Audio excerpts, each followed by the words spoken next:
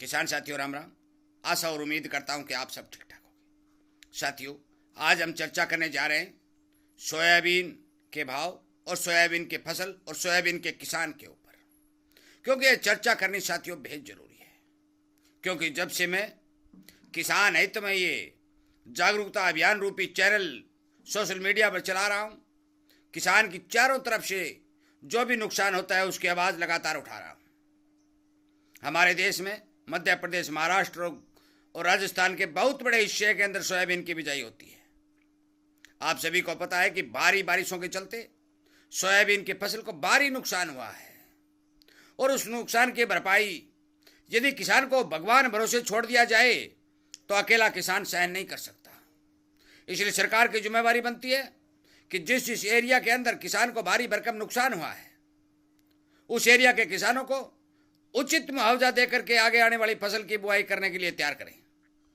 साथियों, मेरा केवल और केवल एक मकसद है कि जो भी मैं किसान के पक्ष में बात उठा रहा हूं वो बात सरकार तक जानी चाहिए, सरकार के नुमाइंदों तक जानी चाहिए। क्योंकि सरकार के नुमाइंदे जो सरकार से नीतियां बनाने की बात करते हैं और परफॉर्मा तैयार करके सरकार के साइन करवा के उस नीति को अंजाम पहुंचाते हैं, तो वो क्या अभी इस बारे कभी सोचा है कि यदि ये नीति लागू होती है तो किसान को कितना भारी नुकसान होता है। साथियों, सोयाबीन एक बहुत महत्वपूर्ण फसल है और सरकार को इस बात का पता भी है। आवाज लगातार उठा रहा हूं, साथ देना न देना, चैनल के साथ जुड़ करके सब्सक्राइब करके इन बातों को ज्यादा से ज्यादा किसानों तक शेयर करना ये आपका काम है। सरकार तक पहुंचाना आपका काम है, मैं अकेला नहीं कुछ कर सकता।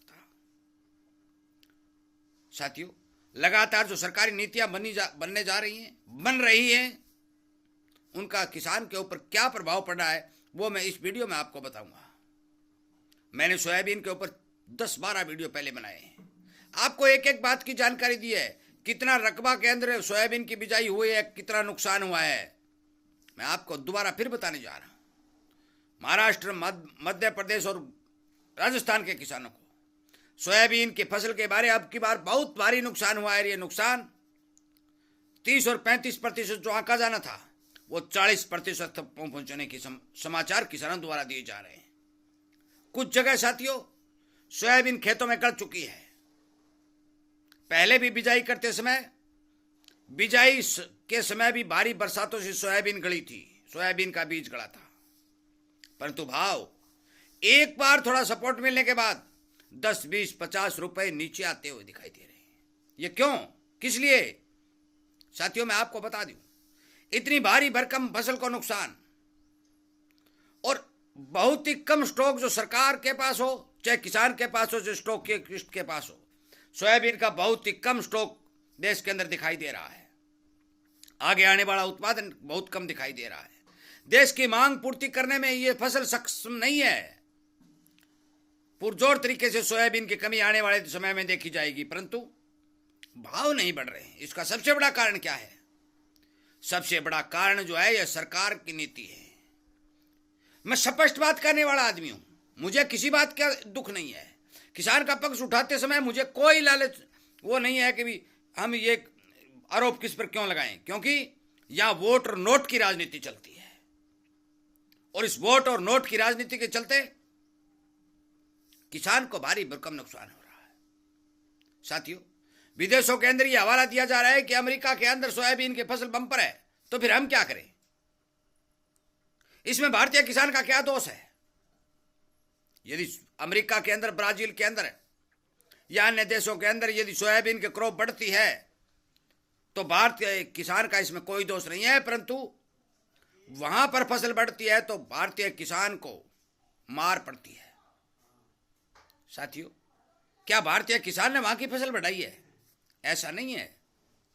ऐसा ये मैं इसलिए कह रहा हूं कि सरकार के पास एक ऐसा ऑप्शन है कि यदि भारत के अंदर कोई चीज की कमी होगी तो हम बाहर से मंगवा लेंगे। मरने दो किसान को मरता है तो। साथियों, नीति सही नहीं है।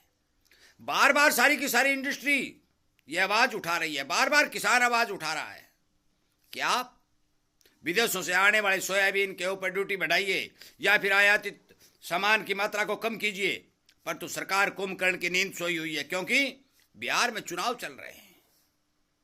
श्रीमान शिवराज जी चौहान जी ने जो बात कही थी साथियों, उस बात के ऊपर कोई अमल नहीं हो रहा है। उन्होंने ये कहा था कि हमें आयातित सामान के ऊपर विचार करना चाहिए, परंतु उस बयान को स्टेज के स्पीकर से निकलते ही मीडिया ने, अखबार वालों ने तो कैच किया, पर सरकार ने इग्नोर कर दिया। इसका सबसे बड़ा कारण यह था कि बिहार चुनाव के चलते महंगाई चुनावी मुद्दा न बन जाए। साथियों, आज 10,000 रुपए बिकने वाली सोयाबीन 4,500 रुपए में खरीदी जा रही है, और सरकार को इस बात का डर है कि महंगाई मुद्दा न बन जाए। साथियों, आप सभी को पता है कि इस भाव के अंदर किसान को बचता क्या है। जब देश के अंदर फसल कम है, देश के अंदर स्टॉक कम है, देश के अंदर डिमांड अच्छी है, फंडामेंटल संपूर्ण रूप से मजबूत है, तो फिर भाव बढ़ने के बजाय घट क्यों रहे हैं। और अब तक एक और बता दूं, सोयाबीन की फसल 15 दिन में आने वाली है। क्वालिटी डाउन हो चुकी है, परंतु सोयाबीन की खरीदारी की अब तक सरकार ने कोई योजना नहीं बनाई है।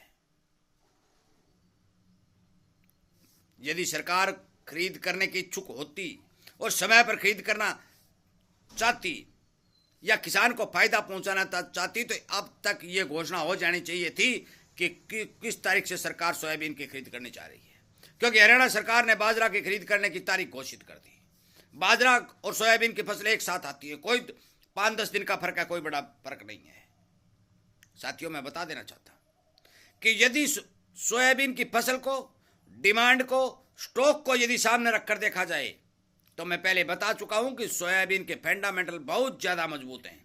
परंतु यदि लगातार विदेशी कंपनियों को, विदेशी किसानों को फायदा पहुंचाने के लिए बाहर से एक्सपोर्ट माल भारत में आता रहा, तो मान के चलो कि सोयाबीन के भाव आने में लंबा समय लगेगा। अब आवकें शुरू हो जाएंगी, मंडियों में नई सोयाबीन आनी शुरू हो जाएगी, फिर हवाला दिया जाएगा, माल बम पर है भाई, भाव को दबाया जाएगा, नमी के नाम पर दबाया जाएगा, क्वालिटी के नाम पर दबाया जाएगा, किसान को भारी नुकसान होगा। इस बार देश में कोई भी जिक्र नहीं होगा। भारतीय किसान इस कृषि प्रधान भारत देश की रीढ़ की हड्डी है। इसे बचाने के लिए कम और रगड़ा लगाने के लिए ज्यादा काम किया जा रहा है।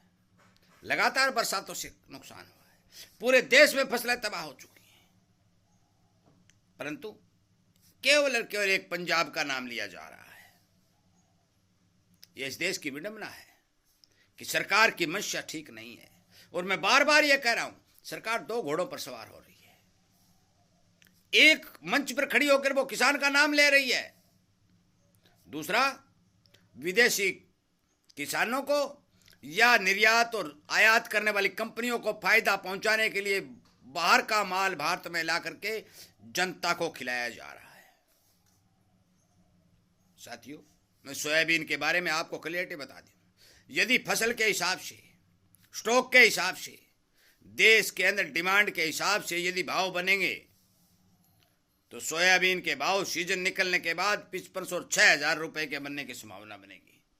परंतु सरकार ने यदि इसी तरह से पीछा पकड़े रखा और सरकार ने सोयाबीन के किसान को लगातार नुकसान पहुंचाने की मंशा जारी रखी और बाहर से फ्री ड्यूटी सोया तेल का आयात जारी रखा, तो मान के चलो कि सोयाबीन के भाव यहां तक पहुंचने बहुत ही मुश्किल हो जाएंगे। इसीलिए मैं आपसे भी निवेदन करता हूं कि मैं लगातार किसान हित में काम करके आवाज उठा रहा हूं। आप सबका फर्ज और धर्म कर्तव्य बनता है कि इस तरह के वीडियो अनेक किसानों तक, सरकार के नीतिकार जो नीति बना रहे हैं उन तक, कृषि मंत्री तक और श्रीमान नरेंद्र भाई मोदी जो हमारे भारत के प्रधानमंत्री, उन तक भी पहुंचाने की कोशिश करें कि देश की लगभग पूर्ण रूप से 75% तक की जनता इस खेती के ऊपर काम कर रही है, इस खेती के ऊपर टिकी हुई है। उस जनता की ओर ध्यान दें, खेती किसानी को बचाएं और खेती किसानी को बचा करके देश को समृद्ध बनाने का काम करें। यदि खेती किसानी बचेगी तो आम जनता और मध्यम वर्ग के पास पैसा आएगा तो उद्योग धंधे चलेंगे। साथियों, इन सब बातों का आपको पता है। आज सोयाबीन के ऊपर जो चर्चा हुई वो इसी बात पर हुई कि सोयाबीन के अंदर लगातार मंदी आ रही है, 10-20 रुपए टूट रही है। इसीलिए सोयाबीन के भाव ठीक करने के लिए, सोयाबीन की खरीद समय पर शुरू करने के लिए इस मेरी आवाज़ को ज़्यादा से ज़्यादा लोगों तक पहुंचा करके सरकार तक पहुंचाने की कोशिश करें, ताकि सोयाबीन की खरीद समय पर शुरू की जा सके। वीडियो सुनने के लिए, लाइक और शेयर करने के लिए आप सबका धन्यवाद करता हुआ मैं इस वीडियो को विराम देता हूं। उम्मीद करता हूं कि आप जरूर इस बारे विचार करेंगे। जय हिंद।